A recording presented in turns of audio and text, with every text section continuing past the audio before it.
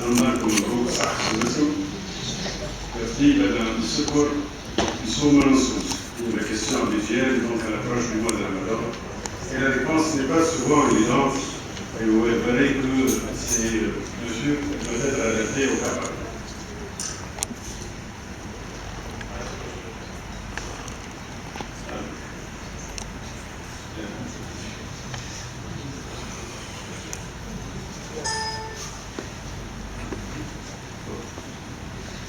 Donc, bien sûr, vous connaissez le Ramadan inodissé qui est de l'islam.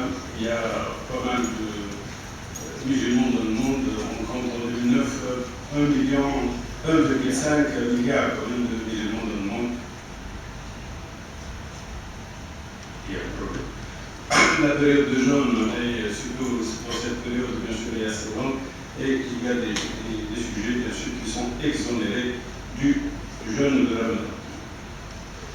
Alors, le Ramadan s'accompagne d'une modification du mode de vie, c'est un changement bien sûr du rythme de vie, c'est un jeûne du lever au coucher au soleil, et au moment donc, de la nuit, du coucher à l'aube, on a la possibilité de prendre 2 à 3 repas. Et il y a surtout une influence sur la quantité et la qualité du sommeil au cours du mois de Ramadan.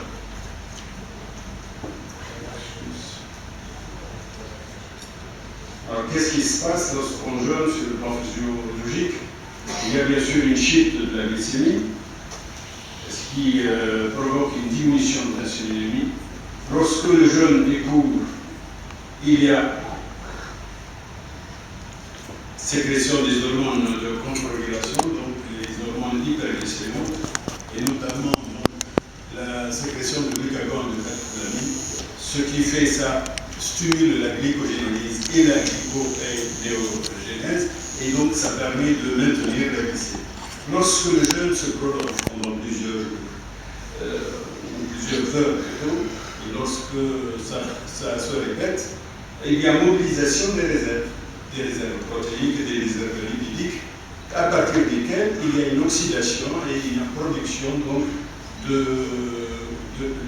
y a une néoglycogénèse, ce qui fait ça permet également de maintenir la glycémie. Alors, le problème, c'est que cette production s'accompagne également d'une production de score cétonique. Alors, qu'est-ce qui se passe chez le sujet diabétique lorsqu'il jeûne? Et surtout lorsqu'il prend des médicaments qui sont hypoglycémiants, de l'insuline ou des sulfamides hypoglycémiants. Lorsque le jeûne ne dure pas longtemps, il y a toujours une sécrétion de glucagon et de catécholamine qui se fait, mais cette sécrétion peut atténuer chez le diabétique, notamment le diabétique type 1 et également le diabétique type 2 ancien. Ce qui fait cette production de glucose à partir de la glycogénélyse et de la néoglycogénèse se fait mal, et donc il y a risque d'hypoglycémie. Lorsque le jeûne se prolonge, même chose, l'opération donc de production de glucose par les acides gras glycoformateurs, donc se fait mal et le risque d'hypoglycémie est là. Chez le sujet,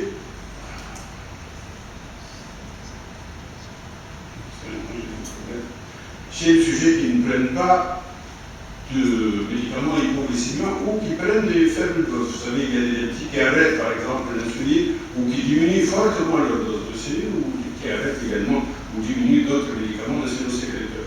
Donc qu'est-ce qui se passe? Qu'est-ce qui peut se passer? Le jeûne court, même chose, il y a la sécrétion de glucagon et de catécholamine, la néoglycogénèse et la glycogénélyse qui favorise l'hyperglycémie.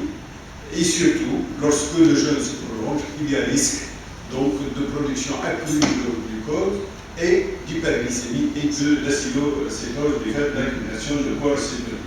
C'est pour cela qu'on voit dans le service, par exemple, des diabètes décompensés au cours du mois de Ramadan parce que le malade a arrêté son traitement, parce que le malade a diminué fortement ses doses, ou tout simplement des diabètes découverts les premiers jours du mois de Ramadan parce que le malade a déjeuné. Alors les risques potentiels chez les diabétiques du jeûne, en premier lieu, bien sûr, il y a le risque d'hyperglycémie, parfois accompagné de cytoacidose, parce qu'il peut y avoir des apports glucidiques excessifs, parce qu'il peut y avoir mauvaise adaptation du traitement, notamment et parce qu'il y a risque également de déshydratation qui favorise l'hyperglycémie. Le deuxième grand risque est l'hypoglycémie, surtout si le malade est sous insuline ou sous insuline sécréteur, parce que chez les diabétiques, souvent, il y a un défaut de contre-régulation, parce que souvent également est associé au diabète une neuropathie autonome ou une prise de décaplement. Troisième risque, c'est la déshydratation, surtout dans les cas actuels, donc avec le climat chaud, du travail pénible, donc en ambiance chaude, avec la polyurie également qui favorise la déshydratation. Enfin, le risque d'augmentation de la viscosité sanguine avec un risque de thrombose, voire même d'accident vasculaire cérébral. Alors, je rapporte là la première grande étude qui s'est intéressée au diabète pendant le mois de Ramadan, l'étude EPIDIA, l'étude of Dates in Ramadan. Donc, c'est une étude qui a été menée sur plusieurs pays, 13 pays en l'occurrence, 13 pays musulmans dans la Tunisie, qui a concerné plus de 12 000 patients. Donc, vous voyez à peu près 9% de diabétiques type 1 et 91% de diabétiques type 2. Alors, c'est une étude observationnelle, on a observé ce que font les diabétiques.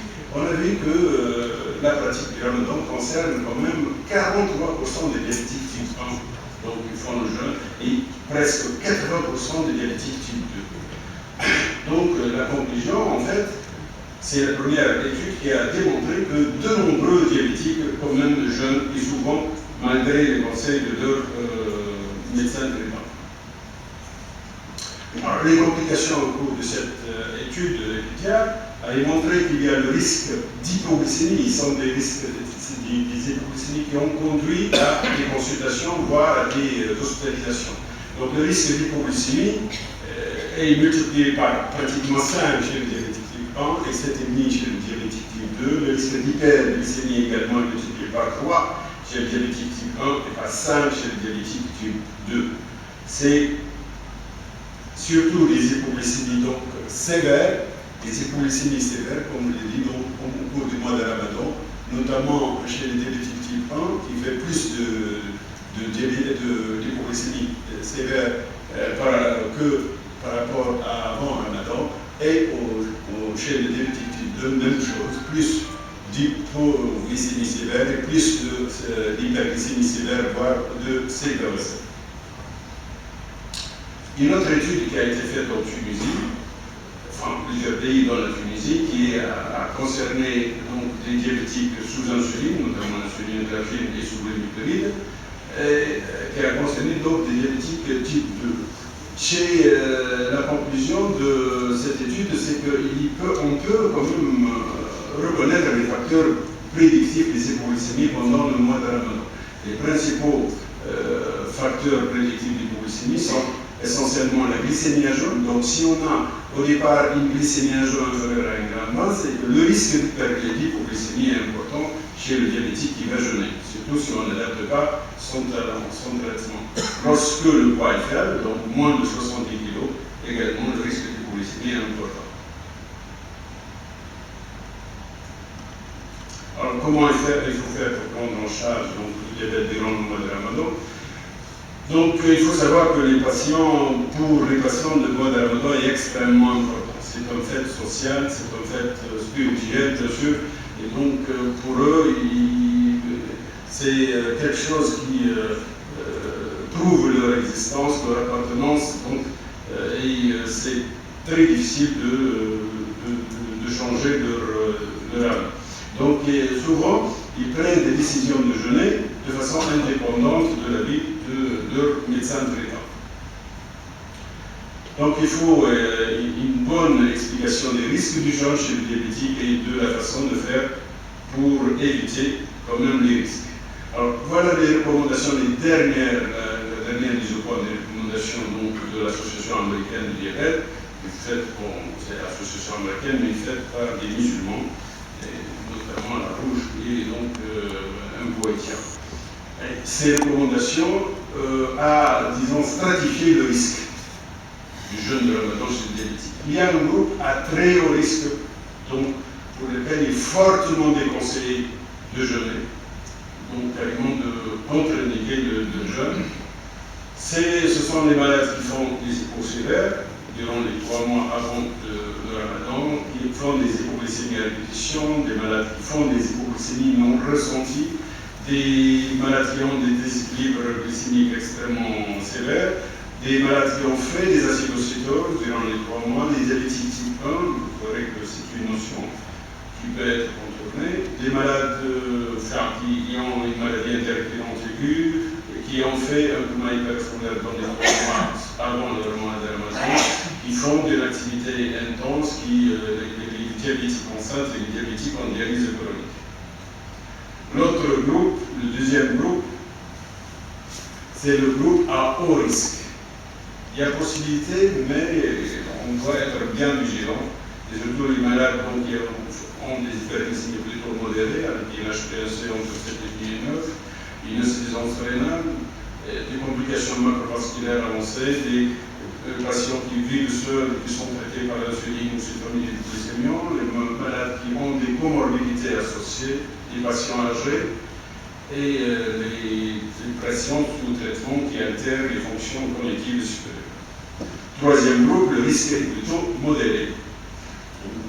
Le jeûne est permis, bien sûr, avec certaines précautions. C'est des patients bien équilibrés, traités par des sécrétologues à courte durée d'action. Et enfin, les malades à risque faible sont les malades bien équilibrés sous régime, sous metformine, sous acarbose, sous glitazone, des isopunies en Tunisie, et ou sous incrétine, donc les nouveaux médicaments, notamment ce qui existe actuellement en Tunisie, les inhibiteurs des VB4, et qui n'ont pas de comorbidité associée. Alors, pour décider du jeûne, pour le mois de Ramadan, il faut que la prise en charge soit vraiment individualisée. Il faut insister surtout sur l'autosurveillance glycémique, qui peut être fréquente chez les diabétiques type 1 et les diabétiques type 2 sous insuline ou sulfonide ou glycémion. Et il est vraiment recommandé de contrôler sa glycémie, notamment avant l'iftar, 2 heures après l'iftar, vers 11 heures du matin, et en cas de malaise. Alors, sur le plan diététique, le régime doit être bien sûr équilibré en 2 repas nocturnes, normoglycémiques et hypolipidiques. Et il faut savoir que 50 à 60% des diabétiques juniors gardent pratiquement le même poids. 20 à 25% diminuent ou augmentent leur poids durant le mois de Ramadan. Il faut éviter toute alimentation grasse et surtout les fritures. Les sucres rapides peuvent être pris, mais bien sûr à quantité modérée à l'iftar. Il faut favoriser la prise de sucre complexe, donc plein de fibres au sucre. Les fruits et les légumes devront être conseillés à chaque repas. Il faut retarder au maximum le sucre. Il faut augmenter les apports hydriques pendant les heures non jeûnées, donc dans la soirée. Il faut diminuer et éviter le grignotage, notamment la prise de fruits oléagineux et pâtisseries durant la soirée. L'activité physique, il faut conseiller de maintenir un exercice physique modéré, éviter les efforts excessifs, éviter l'exercice physique pendant les heures qui précèdent la lecture de jeûne, parce que ça augmente le risque d'hypoglycémie, et encourager cette activité physique plutôt après l'iftar. Les prières, bien sûr, multiples tarawih seront comptabilisées dans l'exercice quotidien.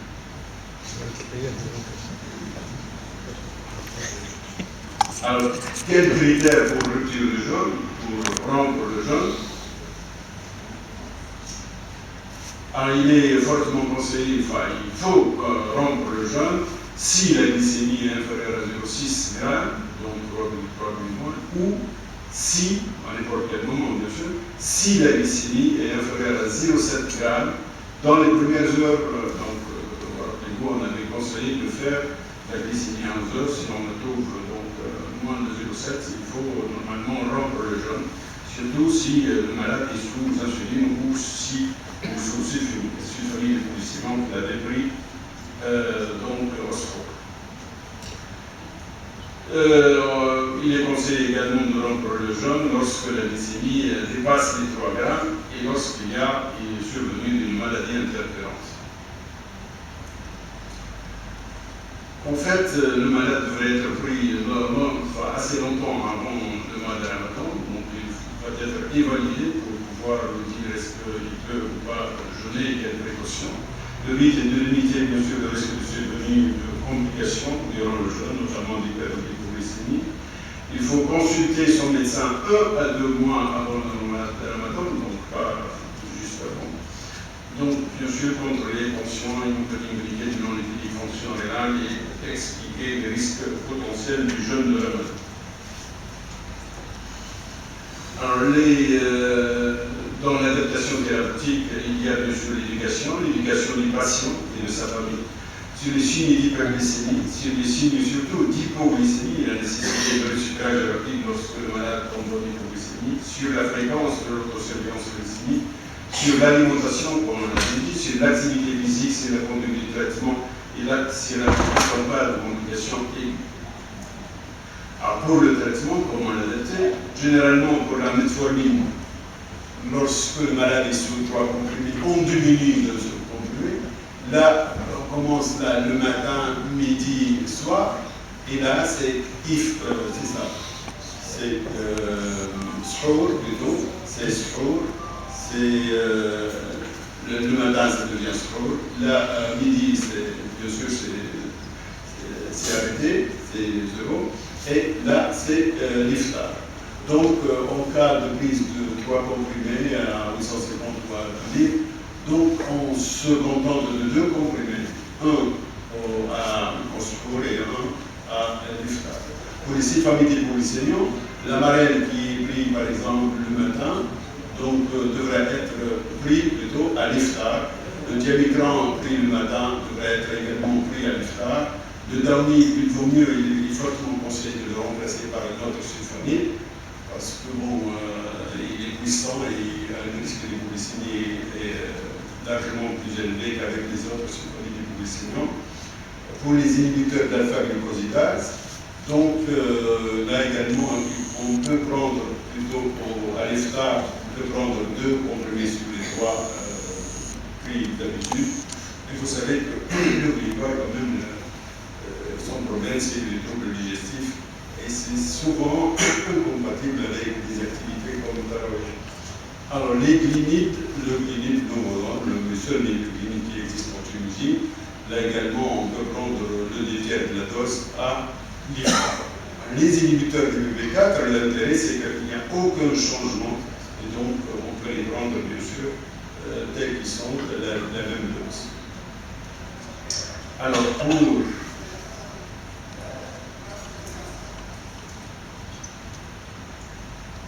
pour les insulines, adaptation des traitements à l'insuline, lorsque le malade est sous l'argine ou sous les levures, donc une basale en analogue lent, on met pratiquement la même dose si les glycémies ne sont pas basses, mais si il part avec des glycémies basses, il faut diminuer de 20% la dose donc, de cette basale. En cas d'insuline rapide, bien sûr la dose de midi sera supprimée et on diminue celle du matin et on augmente plutôt celle de l'iftar. Pour le Novomix, il vaut mieux l'éviter le matin, donc au shour, où on peut utiliser le tiers de la dose, ou remplacer par un autre schéma, basal bolis, qui est beaucoup plus maniable. Alors, lorsque le malade est sous un pH, insuline, s'il est sous une seule injection, il vaut mieux passer à une basale donc, type analogue, le glagine ou détenir. S'il est sous 2 injections, on peut également passer sous une basale type glagine tout en diminuant la dose de 20 à 30%. Ce sont des recommandations donc, de l'Association américaine pour l'étude du diabète. Voilà donc, alors, les points essentiels pour Ramadan, ce qui est conseillé, c'est de préparer vraiment le jeûne de Ramadan 2 mois à l'avance avec son patient. C'est d'individualiser les soins et de négocier avec le patient. Chaque patient est un cas.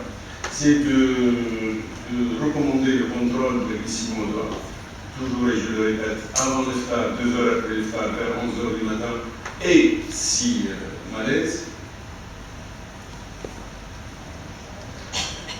Il faut donner des conseils nutritionnels personnalisés pour chaque patient et s'il y a lieu, bien sûr, s'il y a possibilité de diriger vers une diététicienne, adapter le traitement avant le Ramadan et pendant le Ramadan, donc il faut préparer son jeûne et surtout recommander de bien s'hydrater. Et enfin, il faut favoriser l'exercice physique après l'iftar et dormir suffisamment et faire participer la famille et ou une personne de ressources, surtout lorsque le malade, bien sûr, n'est pas tout à fait autonome. Et voilà, je vous remercie.